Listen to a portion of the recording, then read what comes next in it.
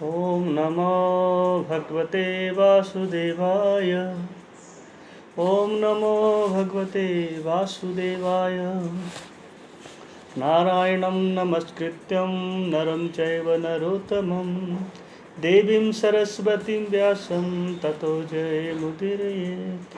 नष्टप्रायेषु अभद्रेषु नित्यं भागवत सेवया भगवती उत्तम श्लोके भक्तिर्भवति नैष्ठिकी। भगवद गीता अध्याय 2 और श्लोक संख्या है आज 29।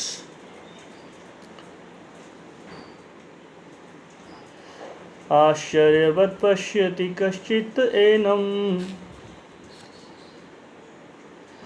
आश्चर्यवत् वदति तथा एव च अन्यः आश्चर्यवत् च एनम् अन्यः शृणोति श्रुत्वा अपि एनम् वेद न च एव कश्चित्।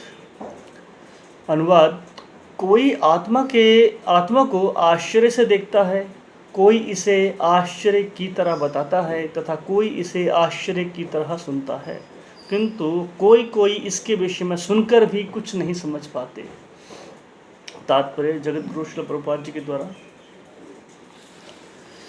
चूंकि गीतोपनिषद उपनिषदों के सिद्धांत पर आधारित है, अतः कठोपनिषद में 1, 2, 7 इस श्लोक का होना कोई आश्चर्यजनक नहीं है। श्रवणयपि बहुर्भ्यो न लभ्य शृण्वन्तो अपि बहवो यं न विद्युः आश्चर्यो वक्ता कुशलस्य लब्धा आश्चर्यस्य ज्ञाता कुशलानुचिष्टः। विशाल पशु, विशाल वटवृक्ष तथा 1 इंच स्थान में लाखों करोड़ों की संख्या में उपस्थित सूक्ष्म कीटाणुओं के भीतर अणु आत्मा की उपस्थिति निश्चित रूप से आश्चर्यजनक है। अल्पज्ञ तथा दुराचारी व्यक्ति अणु आत्मा के स्फुलिंग के चमत्कारों को नहीं समझ पाता, भले ही उसे बड़े से बड़ा ज्ञानी जिसने विश्व की प्रथम प्राणी ब्रह्मा को भी शिक्षा दी हो क्यों न समझाए। वस्तुओं के स्थूल भौतिक बोध के कारण इस युग के अधिकांश व्यक्ति इसकी कल्पना नहीं कर सकते कि इतना सूक्ष्म कण किस प्रकार इतना विराट तथा इतना लघु बन सकता है। अतः लोग आत्मा को उसकी संरचना या उसके विवरण के आधार पर ही आश्चर्य से देखते हैं। इंद्रिय तृप्ति की बातों में फंसकर लोग भौतिक शक्ति माया से इस तरह मोहित होते हैं कि उनके पास आत्मज्ञान को समझने का अवसर ही नहीं रहता। यद्यपि यह तथ्य है कि आत्मज्ञान के बिना सारे कार्यों का दुष्परिणाम जीवन संघर्ष में पराजय के रूप में होता है। संभवतः उन्हें इसका कोई अनुमान नहीं होता कि मनुष्य को आत्मा के विषय में चिंतन करना चाहिए और दुखों का हल खोज निकालना चाहिए। ऐसे थोड़े से लोग जो आत्मा के विषय में सुनने के इच्छुक हैं, अच्छी संगति पाकर भाषण सुनते हैं, किंतु कभी कभी अज्ञानवश वे परमात्मा तथा अणु आत्मा को एक समझ बैठते हैं। ऐसा व्यक्ति खोज पाना कठिन है जो परमात्मा, अणु आत्मा, उनके पृथक पृथक कार्यों तथा संबंधों एवं अन्य विस्तारों को सही ढंग से समझ सके। इससे अधिक कठिन है ऐसा व्यक्ति खोज पाना जिसने आत्मा के ज्ञान से पूरा लाभ उठाया हो और जो सभी पक्षों से आत्मा की स्थिति का सही निर्धारण कर सके।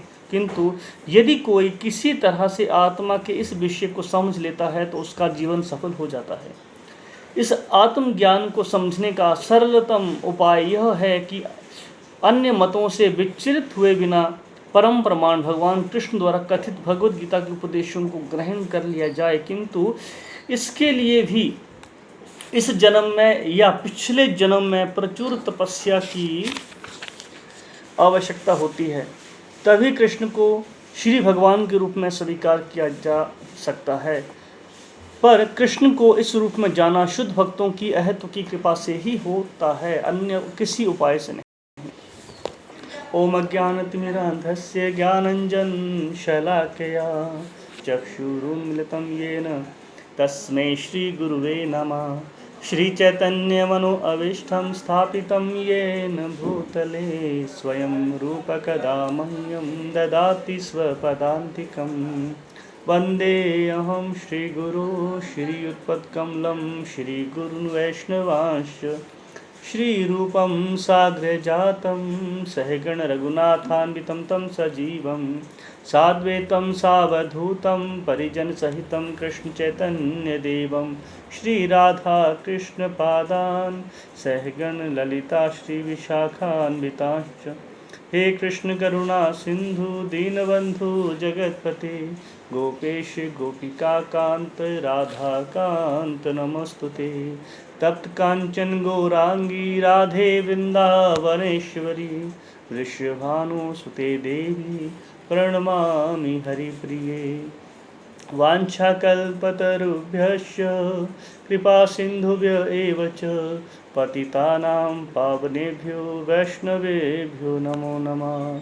जय श्री कृष्ण चैतन्य प्रभु नित्यानंद श्री अद्वैत गदाधर श्रीवासादि गौर भक्त वृंद। हरे कृष्ण कृष्ण कृष्ण हरे हरे हरे राम राम राम हरे हरे। नमो विष्णुपादाय कृष्णप्रेष्ठाय भूतले श्रीमते भक्तिवेदांत स्वामिनिति नामिने।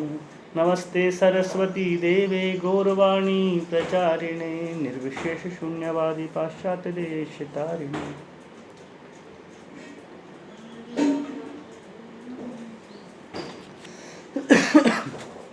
तो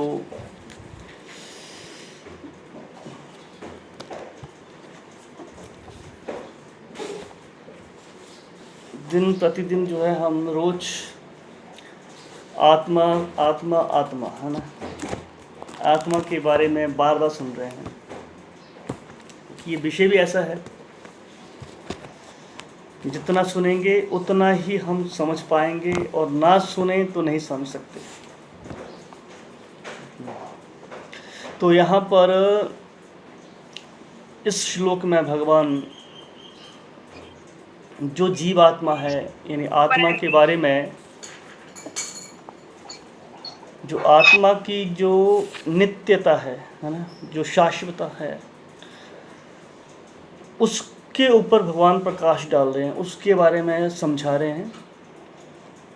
और भगवान यहाँ पे लास्ट में शब्द यूज करते हैं, प्रभा जी तात्पर्य बताया यहाँ पे कि इसको समझना है तो एक विधि क्या बताई, गुरु शुद्ध भक्तों की अहत्व की कृपा से, यानी शिष्य परंपरा के माध्यम से कोई इसको समझ सकता है, नहीं तो नहीं समझ सकता। तो इस श्लोक में भगवान जो है 4 जो शिक्षाएं दे रहे हैं, उन 4 शिक्षाओं पे हम जो है टीचिंग्स के ऊपर हम आज चर्चा करेंगे। वो 4 शिक्षाएं कौन कौन सी हैं।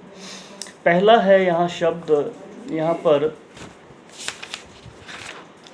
पहला शब्द है आश्चर्यवत् पश्यति कश्चित् एनम। मतलब कोई बिरला व्यक्ति ही इस जीवात्मा को आश्चर्य के समान देखता है। पहला शब्द यहाँ पे है। तो प्रश्न उठता है यहाँ पर कि यहाँ पर भगवान जीवात्मा को देखने की बात कर रहे हैं, पर इससे पहले हम अभी तक सुनते आए हैं तो बताया गया है वहाँ पे कि जीवात्मा इतना सूक्ष्म है कि उसको हम किसी भी यंत्र से नहीं देख सकते। जब आत्मा को किसी यंत्र से देख ही नहीं सकते तो भगवान यहाँ देखने की बात क्यों कर रहे हैं कि उसको देखने का प्रयास करता है, ये आश्चर्य की तरह देखता है। तो इसका उत्तर इतना है, गीता में हम पढ़ते हैं, आगे पढ़ेंगे 9वें अध्याय के 5वें श्लोक में भगवान कहते हैं पश्यम में योगम ऐश्वरम, मतलब कि हे अर्जुन मेरे योग ऐश्वर्य को देखो, भगवान कहते हैं वहाँ पे। तो वहाँ पर और इस श्लोक के माध्यम से भगवान अर्जुन को अपने ऐश्वर्य के बारे में बताना चाह रहे हैं, उसको समझाना चाह रहे हैं। इसलिए वो कहते हैं मेरे योग ऐश्वर्य को देखो। गीता में भी आगे वर्णन आएगा, जैसे जैसे हम आगे बढ़ेंगे तो बहुत सी बातें क्लियर होती जाएंगी हमारी। तो तो गीता में 15वें अध्याय में भगवान कहते हैं 10वें श्लोक में, पश्यन्ति ज्ञान चक्षुषः, मतलब कि जिसके पास ज्ञान के चक्षु हैं, है ना, वो ही इसे देख पाता है। तो ज्ञान का चक्षु मतलब क्या है, ज्ञान के नेत्र किसे कहते हैं? तो इसका मतलब होता है ज्ञान के द्वारा प्रकाशित होना। जब कोई भली भांति ज्ञान से प्रकाशित होता है तो ही इसको समझ सकता है ना। ज्ञान चक्षुषः, प्रभुपाद जी लिखते हैं वहाँ पे। तो मतलब बिना ज्ञान के कोई भी ये नहीं समझ सकता कि एक जीव इस शरीर को कैसे त्यागता है और त्यागने के बाद फिर द्वारा किसी दूसरे शरीर में कैसे जाता है। ये हम किसी भी अपनी टेक्नोलॉजी के माध्यम से नहीं देख सकते। इसको देखने की एक ही विधि है, वो कि ज्ञान चक्षुषा, ज्ञान के चक्षु यानी जो दिव्य आँखें हैं वो ज्ञान है। तो ज्ञान के माध्यम से, क्योंकि हम आध्यात्मिक ज्ञान को आँखों से नहीं देखते, आध्यात्मिक ज्ञान कानों से देखा जाता है। कभी भी हम कानों से सुन के भगवान को देखते हैं। तो अगर हम मंदिर जाते हैं, है ना, हम भगवान के दर्शन करते हैं, तो हम वो दर्शन नहीं कर पाएंगे जो हम भगवान के दर्शन आँखों की जगह कान से करते हैं। प्रभुपाद जी एक बार भक्ति सिद्धांत प्रभुपाद महाराज, प्रभुपाद जी के गुरुदेव भक्ति सिद्धांत सरस्वती महाराज जब एक बार वृंदावन आए थे, तो वृंदावन में वो प्रवचन दे रहे थे।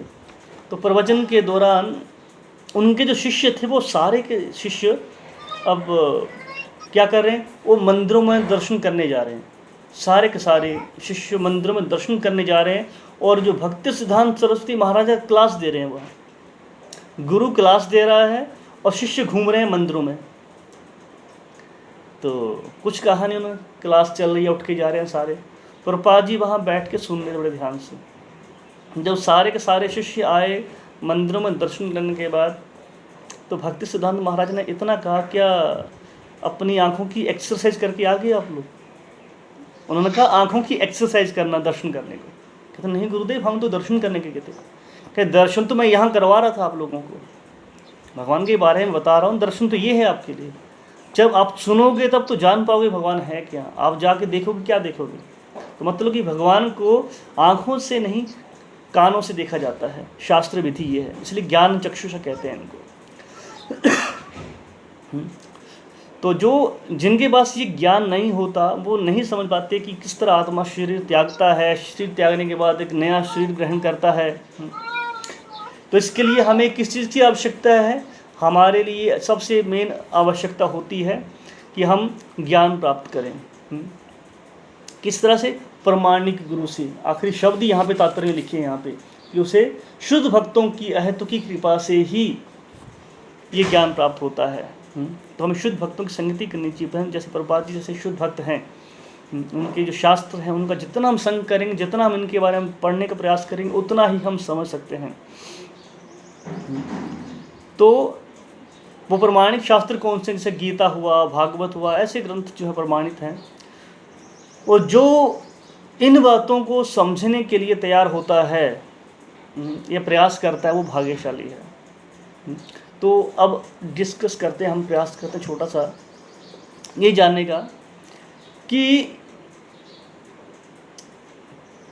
जिनके पास ज्ञान के नेत्र हैं, ज्ञान के आँखें जिनके पास हैं, वो किस तरह से जीवात्मा को देखते हैं। यहाँ बात चली थी कि जीवात्मा को देख ही नहीं सकते, पर जो दिव्य ज्ञान है, जिनके पास आध्यात्मिक ज्ञान है, वो कैसे इस जीवात्मा को देखते हैं।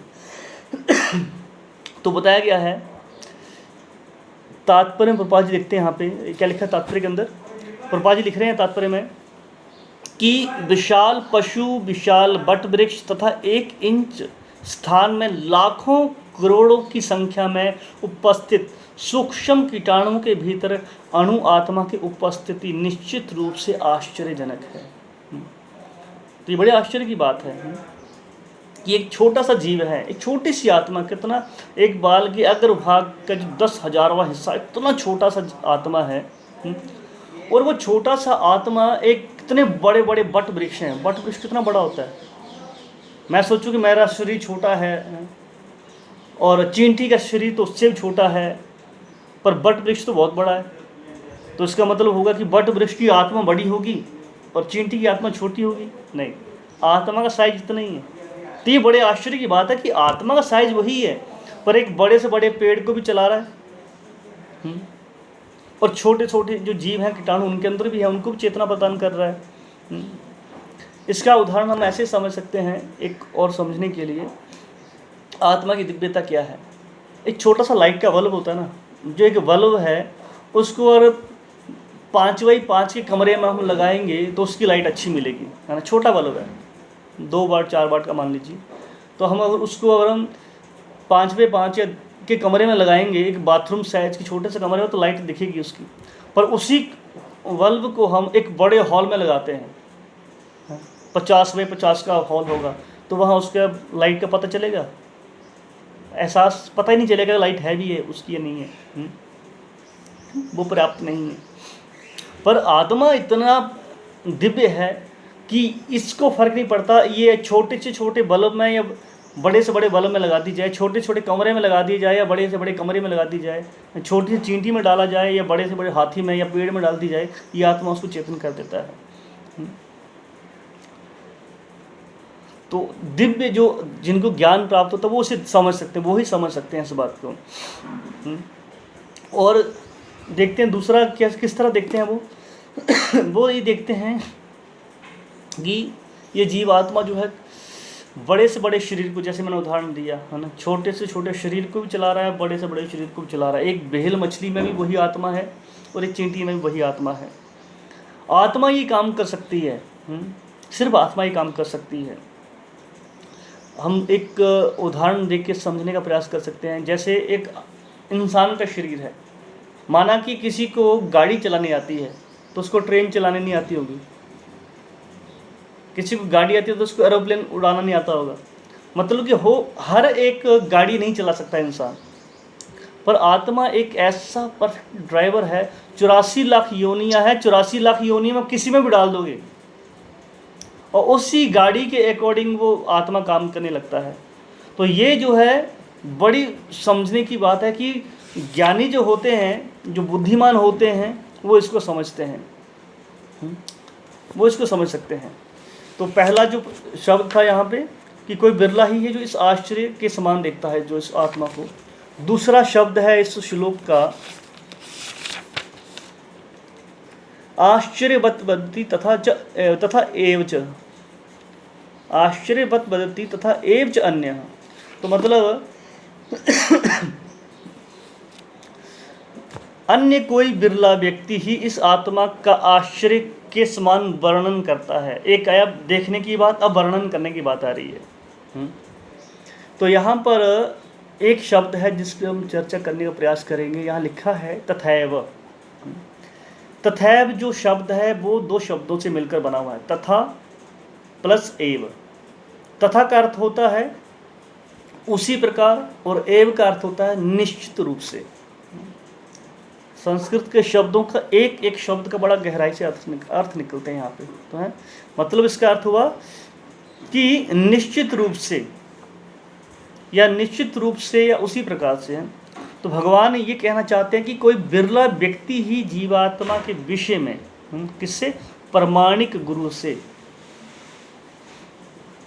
प्रमाणिक गुरु से आश्चर्य के समान समझकर उसी प्रकार आश्चर्य के साथ समान वर्णन करता है। जिसने सुना होगा वही वर्णन कर पाएगा। जैसे मैंने उदाहरण दिया प्रभुपाद जी को, प्रभुपाद जी बड़े ध्यान से सुनते थे। जो अच्छा श्रोता है वो ही अच्छा वक्ता होता है। तो जितना आप सिंसियरली, हमें समझ में ना भी आए सर, क्योंकि चीज़ें ऐसी हैं आत्मा के बारे में, हमें 1000 बार बताया जाए तब भी हमें नहीं समझ में आएगा। पिछले कितने दिनों से क्लास आत्मा के बारे में चल रही है, कितने दिन हो गए, पर अभी भी देखना हम सुन रहे हैं पर समझ नहीं रहे हैं। अभी भी हम देहात्म बुद्धि भी होंगे। बड़ा मुश्किल है इस विषय को समझना। तो कह रहे हैं कि जिसने प्रमाणिक गुरु से सुना होगा वो ही इसका सही से वर्णन कर पाएगा। तथा तो शब्द द्वारा भगवान यहाँ बताना चाह रहे हैं कि वे व्यक्ति संदेश को अपनी ओर से नहीं बदलता, अपनी ओर से उसमें बदलाव नहीं करता। जैसे मैंने सुना कुछ और, आगे कुछ और मैंने कहा, वो क्या करता है, इसको एज इट इज, जैसे सुना है वैसा ही उसका वर्णन करता है। और शास्त्रों के आधार पर खोजता है उसके बारे में और जानने का प्रयास करता है। इसका उदाहरण प्रभुपाद जी। प्रभुपाद जी इस खासकर दूसरे अध्याय गीता का सार जो कि है, इसमें आत्मा के बारे में वर्णन ज़्यादा है। प्रभुपाद जी की आप सुनेंगे लेक्चर, कम से कम मैक्सिमम लेक्चर में प्रभुपाद जी आत्मा और जीवात्मा के बारे में और परमात्मा के बारे में बात करते हैं। बार बार इसी भी बात करते थे, कभी थकते नहीं थे प्रभुपाद जी। प्रभुपाद जी कहते थे कि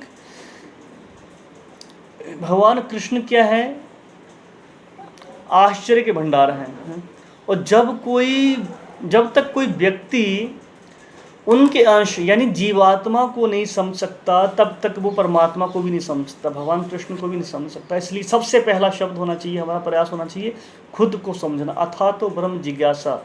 ये जिज्ञासा करना कि मैं कौन हूँ। जब तक हम अपने आप को नहीं समझेंगे तब तक हम भगवान को नहीं समझेंगे। इसलिए भगवान गीता की शुरुआत ही आत्मा से करते हैं, परमात्मा के बारे में नहीं। शुरुआत में भगवान जीवात्मा के बारे में बता रहे हैं, आत्मा के बारे में बता रहे हैं, आगे चल के भगवान अपने बारे में बताएंगे।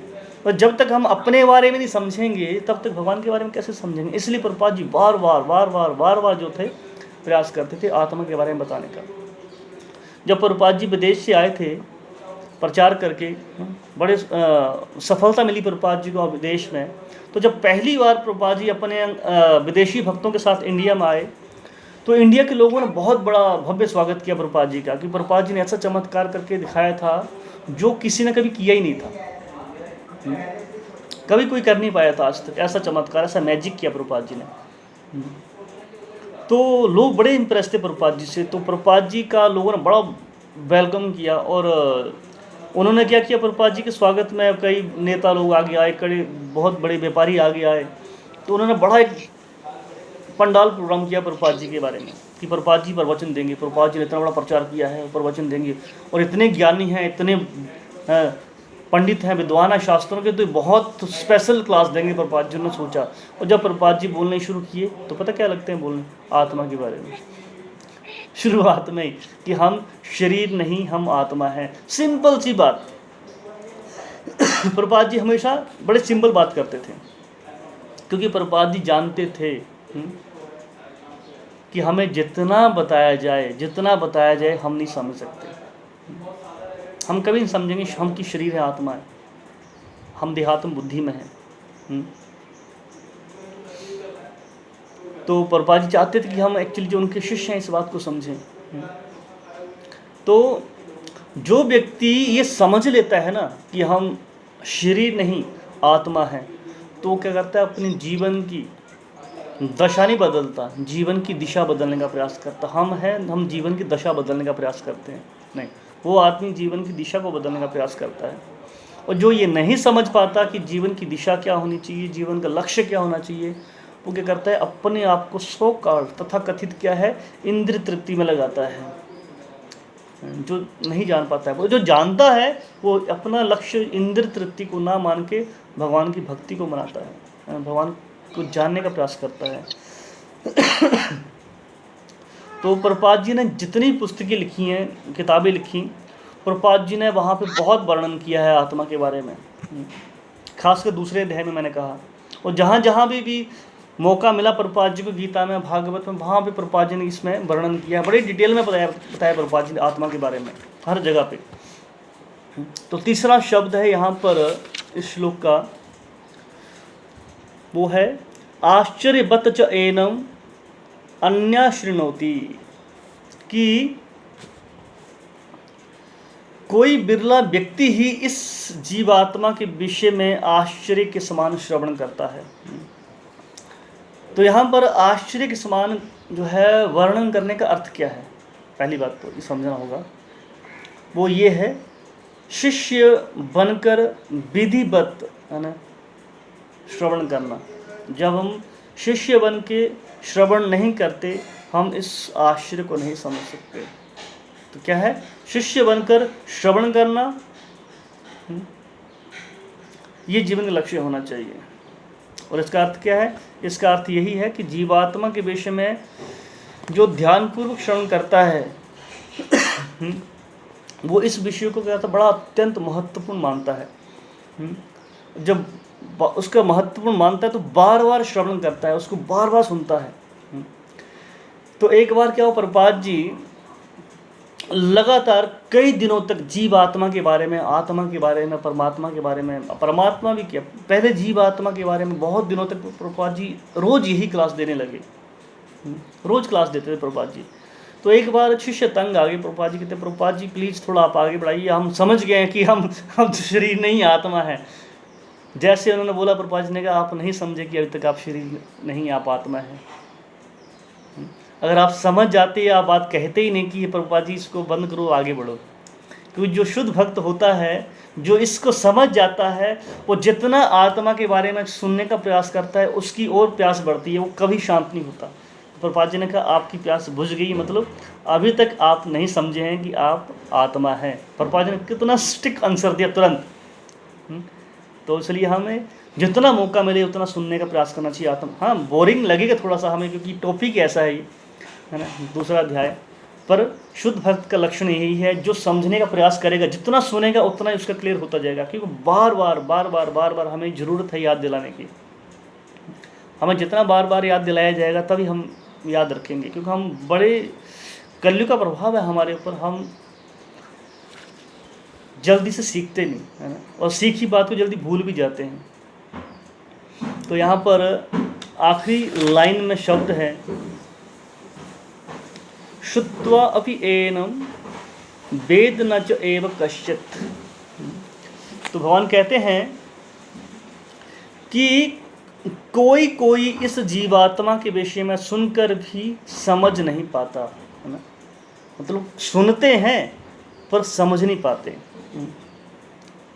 मतलब ये है कि हमारी जो बुद्धि जो भ्रष्ट हो चुकी कलयुग, जिसमें मैंने कहा माता, तो कलयुग में जो बुद्धि जो भ्रष्ट हो जाती है, मंदासमंद मते को कहते हैं भागवत में, तो वो लोग इसको नहीं समझ पाते हैं।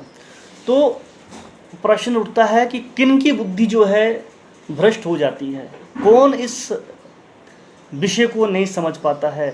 तो प्रभुपाद जी बताते हैं वहाँ पर, जो लोग 4 नियमों का पालन नहीं करते, जो मांसाहार करते हैं, नशा करते हैं, जुआ करते हैं, पर पुरुष पर स्त्री संग करते हैं, यानी व्यभिचार करते हैं, ये पाप कार्य में लगे होते हैं, ऐसे इंसानों की बुद्धि जो है भ्रष्ट हो जाती है। वो जितना भी सुनने का प्रयास करें वो नहीं समझ पाते। अगर हमारी बुद्धि भक्ति में ना हो, हमारी बुद्धि, हम ऐसे इंसानों का संग भी करते हैं जो इंसान भक्त ना हो के विषयी हो, जिसकी रुचि धन में हो, जिसकी रुचि समाज की ज़्यादा कार्य में हो, हम ऐसे लोगों का संग करेंगे तो हमारी बुद्धि भ्रष्ट हो जाती है। तो प्रभुपाद जी कहते हैं जिनकी बुद्धि भ्रष्ट हो चुकी वो इस विषय को कभी नहीं समझ पाते हैं। लिखते हैं प्रभुपाद जी आगे यहाँ लिखे हैं तात्पर्य में कि इसलिए वे इस जीवात्मा के विषय को सुनकर भी नहीं समझ पाते, चाहे वे शिक्षा के क्षेत्र में बहुत बड़े वैज्ञानिक या विद्वान ही क्यों ना हो। बड़े बड़े विज्ञानी भी इस बात को नहीं समझ पाते आत्मा के बारे में। तो तात्पर्य में लिखा प्रभुपाद जी ने यहाँ पे, ऐसे थोड़े से लोग जो आत्मा के विषय में सुनने के इच्छुक हैं, अच्छी संगति पाकर भाषण सुनते हैं, किंतु कभी कभी अज्ञानवश वे परमात्मा तथा अणु आत्मा को एक समझ बैठते हैं। कभी गलती कर जाते हैं, आत्मा परमात्मा को एक मान बैठते हैं कि दोनों एक ही हैं। ये अज्ञानवश है। तो लिखा तात्पर्य में आगे कि ऐसा व्यक्ति खोज पाना कठिन है जो परमात्मा, अणु, आत्मा, उनके पृथक पृथक कार्यों तथा संबंधों एवं अन्य विस्तारों को सही ढंग से समझे, है ना। बहुत मुश्किल है इस बात को समझना कि आत्मा क्या है, परमात्मा क्या है, उनके कार्य क्या क्या है, ये समझना बहुत मुश्किल है। और उससे भी मुश्किल कहा है, उससे मुश्किल क्या है, ऐसा व्यक्ति खोज पाना जिसने आत्मा के ज्ञान से पूरा पूरा लाभ उठाया हो और जो सभी पक्षों में आत्मा की स्थिति का सही सही निर्धारण कर सके। उससे भी मुश्किल आदि वो है ढूंढना। और अगर कोई इसको समझ ले तो उसका जीवन सफल हो जाता है। तो इस श्लोक में भगवान बड़ी महत्वपूर्ण बात बता रहे हैं। वो क्या बता रहे हैं कि कुछ लोग जो हैं जो सुनकर भी नहीं समझ पाते हैं, जितना उनको बताया जाए तब भी नहीं समझ पाते। कुछ लोग होते हैं जो देखा देखी में बैठ जाते हैं, ठीक है सत्संग करने बैठे हैं, चलो सुन रहे हम भी बैठ जाते हैं, बुरा ना लगे इनको बुलाया तो, है ना। तो कई बार देखा देखी में किसी का मन रखने के लिए हम सत्संग में बैठ जाते हैं, क्योंकि उनका इरादा समझने का नहीं होता, वो मन मार के बैठते हैं। अगर कोई शिष्टाचार के कारण बैठ भी जाए, है ना, लोग लज्जा से बैठ भी जाए, तो कुछ लोग तो ऐसे होते हैं क्योंकि ऊपर वाले ने 2 छेद बनाए हैं, एक से सुनो एक से निकाल दो, तो रीजन ये भी है, यहाँ से सुनते हैं वहाँ से निकाल देते हैं। और जो लोग बिल्कुल ही नीचे तमगुण लेवल पे हैं, अज्ञान के असुर समान हैं, असुर कैसे कहते हैं, जिसकी बुद्धि बिल्कुल काम न करे, जिसकी बुद्धि इतनी काम करती है खाना पीना सोना, बच्चे पैदा करना और मर जाना, यह है असुर बुद्धि, यह है पशु बुद्धि। तो ज़्यादातर समाज में तो यही इंसान है। आप देखिए आप में से कितने लोग इस टाइम में सत्संग सुन पा रहे हैं, मुश्किल से 35-40 लोग होंगे, मतलब 35-40 लोग हैं जो इस विषय पे सुन रहे हैं। और ज़्यादातर दुनिया या तो सो रही होगी अभी, या सुबह उठते अखबार पढ़ रही होगी, या टीवी के आगे बैठी होगी, या मोबाइल के आगे बैठी होगी। ये तो क्या है, ये लोग जो है ज्ञान के निम्नतम जो है धरातल पे हैं, इन्हें कहते हैं पशु बुद्धि। उनके मन में इच्छा नहीं भगवान को सुनने की। जैसे एक कहावत है ना, एक कहावत सुनी होगी कि भैंस के आगे बीन बजाई भैंस बरुआई, कुछ एक कहावत है ना। तो जैसे आप भैंस के आगे आप बड़े से बड़े संगीत को चला दो, बड़ा मधुर संगीत भी चलाओ ना, तो भैंस को समझ नहीं आता। तो वैसे ही जो ऐसे मंदबुद्धि लोग होते हैं जो शरीर तक ही सीमित हैं, शरीर की इच्छाओं तक ही सीमित हैं, शरीर की इच्छाओं को ही पूरा करना जानते हैं, इस शरीर को ही आत्मा समझते हैं, वो इंसान समझ कर भी नहीं समझ पाते। उनको जितना भी समझाया जाए वो इंसान कभी नहीं समझ पाते, कभी नहीं समझ पाएंगे लोग। प्रभुपाद जी एक बार कहते हैं, एक बार प्रभुपाद जी लेक्चर में कहा था प्रभुपाद जी ने, जैसे कि अगर किसी को जानना है कि चावल की क्वालिटी क्या है, हम जाते हैं दुकान पे ना चावल लेने के लिए, तो चावल के 2-4 दाने हाथ में उठाते हैं, सिर्फ 2-4 चावल के दाने हाथ में उठाने से पता चल जाएगा चावल की क्वालिटी क्या है ना। सिर्फ 2-4 चावल देखने से आप बोल दोगे कि इतना किलो चावल डाल दो, 1 क्विंटल चावल डाल दो। आप 1 क्विंटल चावल को उठा के नहीं देखते, एक एक दाने को, कुछ एक चावल देखने से पता चल जाता है कि चावल की क्वालिटी क्या है। जैसे चावल पकाते हैं, चावल पकता है तो उसमें माताएं की करती हैं, 1-2 चावल के दाने हाथ में लेके दबाती हैं, चेक करती हैं। एक चावल को दबाने से पता चल जाता है पूरा चावल बन चुके हैं। उसी प्रकार जो है भगवान कृष्ण क्या है, आश्चर्य के भंडार हैं, ज्ञान के भंडार हैं, सौंदर्य के भंडार हैं। अगर कोई जीवात्मा को समझ ले, जैसे चावल के एक दाने को समझ ले तो पूरा चावल का भंडार किस क्वालिटी का पता चल जाता है, वैसे ही एक जीवात्मा भगवान की तुलना में एक चावल के समान है। भगवान क्या चावल का भंडार है और जीवात्मा चावल का एक दाना है। और हम एक जीवात्मा को समझ लिए, मतलब अपने आप को समझ लिए, तो हम भगवान को समझने का प्रयास कर सकते हैं। भगवान इस श्लोक के माध्यम से बताना चाह रहे हैं। तो ये तभी संभव हो पाएगा जब हम इसको रेगुलर सुनेंगे, है ना, जितना सुनेंगे, बार बार सुनेंगे, तब जाके हम इस विषय पे शायद समझ पाएँ, है ना। तो मन ना भी करे तभी समझना पड़ेगा, सुनना पड़ेगा, यही विधि है। ठीक है, हरे कृष्ण, धन्यवाद आप सबका, हरे कृष्ण।